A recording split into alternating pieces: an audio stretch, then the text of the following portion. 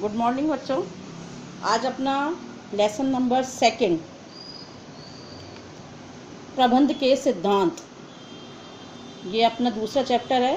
सबसे पहले हम पढ़ें, देखो प्रबंध के बारे में आप पढ़ चुके, उसकी प्रकृति, विशेषताएं, महत्व आदि आपने अध्ययन किया था।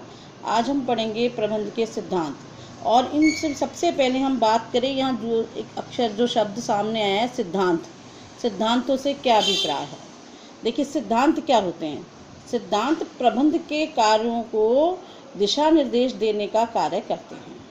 जितने भी प्रबंधक के द्वारा कार्य किए जाते हैं, मैंने आपको कार्य समझाए थे, नियोजन, निर्देशन, नियंत्रण है ना, संगठन, ये समन्वय, ये सारे जितने भी काम समझाए थे, इन कार्यों में निर्देश देने का कार्य कौन करता है? सिद्धांत करते हैं। ठीक है। अब ये सिद्धांत कैसे बनते हैं, इनमें किसका योगदान अधिक रहा, ये हमारे सामने दिया गया है। यहाँ पर अनेक उद्यमों के संचालन में विभिन्न सिद्धांतों को अपनाया जाता है। इस श्रृंखला में प्रबंध विषय के अनेक विचारक और लेखकों ने समय समय पर प्रबंध के सिद्धांतों का अध्ययन किया। जैसा मैं आपको बता रही हूँ कि बहुत सारे जितने भी उद्यम होते हैं, जितने भी संगठन होते हैं, वहाँ सिद्धांतों का उपयोग किया जाता है। बिना सिद्धांतों के जो है प्रबंध कार्य नहीं किया जा सकता है, क्योंकि ये निर्देश देने का और दिशा देने का कार्य करते हैं।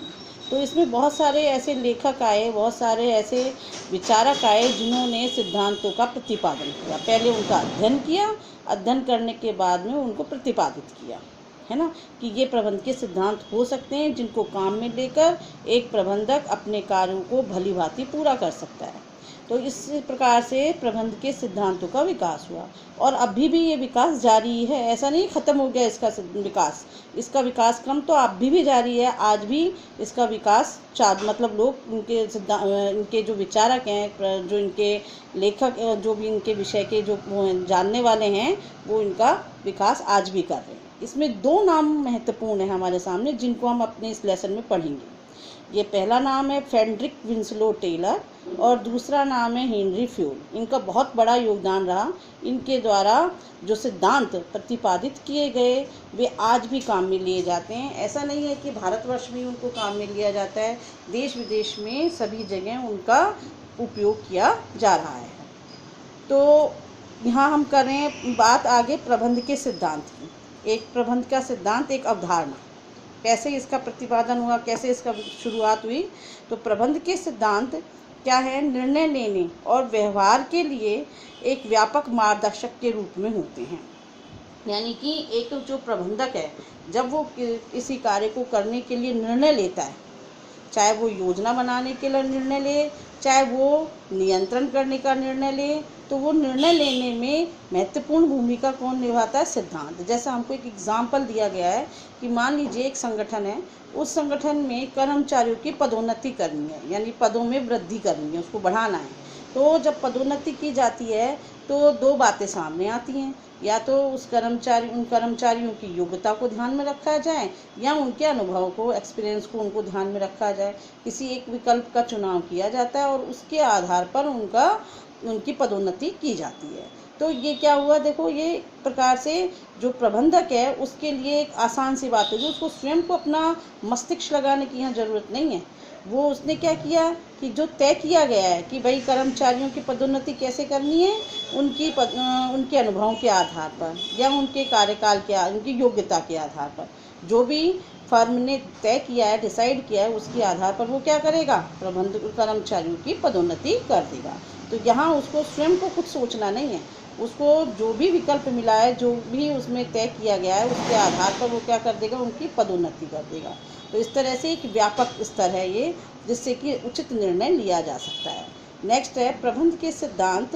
अब जो प्रबंध के सिद्धांत होते हैं, तो विज्ञान के भी सिद्धांत होते हैं। यूँ तो जो प्रबंध के सिद्धांत है वो विज्ञान के सिद्धांतों की तरह शुद्ध नहीं होते हैं, बेलोच नहीं होते हैं, क्योंकि इनमें तो परिवर्तन होता रहता है। ये तो मानवीय व्यवहार से संबंधित होते हैं। जैसे मानव का व्यवहार परिवर्तित होता है ना, वैसे वैसे इनमें भी परिवर्तन होता रहता है, क्योंकि जो मानव का व्यवहार है वो व्यवसाय को क्या करता है? प्रभावित करता है। तो वो जब वो प्रभावित कर रहा है तो उसके सिद्धांतों में भी क्या होता है? परिवर्तन होता है। नेक्स्ट तकनीकी, इसमें हमको आगे बताया, प्रभावित करने वाला मानव का व्यवहार व तकनीकी कभी भी स्थिर नहीं होते हैं। वर्तमान समय में अब आज की अगर हम बात करें तो ये सूचना और संप्रेषण तकनीक आ गई है आज वर्तमान समय में, और जिसने बहुत बड़ी क्रांति ला दी है। इस सूचना और संप्रेषण तकनीक के माध्यम से हम विश्व में भर में जो कुछ भी व्यावसायिक जगत में जो कुछ भी हो रहा है उसकी जानकारी हमको मिलती रहती है। और इन सब का लाभ किसको मिल रहा है? प्रबंधकों को। वो आसानी से इन सब को जान करके और क्या कर सकते हैं? प्रबंध कार्य कर सकते हैं। प्रबंध के सिद्धांतों की समझ को विकसित करने के लिए यह जानना उपयोगी होगा कि सिद्धांत ये नया नहीं है। ये प्रबंध के सिद्धांत जो हैं उनका तकनीकी में अंतर होता है। प्रबंध के सिद्धांत में और किसमें? तकनीक, दोनों में अंतर पाया जाता है। तकनीक से क्या अभिप्राय है?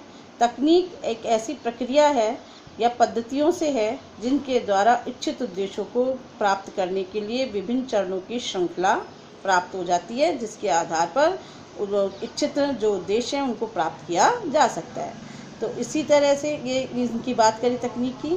और सिद्धांत तकनीकों को उपयोग में लेकर के, सिद्धांत क्या है? जिसमें तकनीकों का उपयोग किया जाता है, निर्णय लेने और मार्गदर्शन का कार्य करते हैं।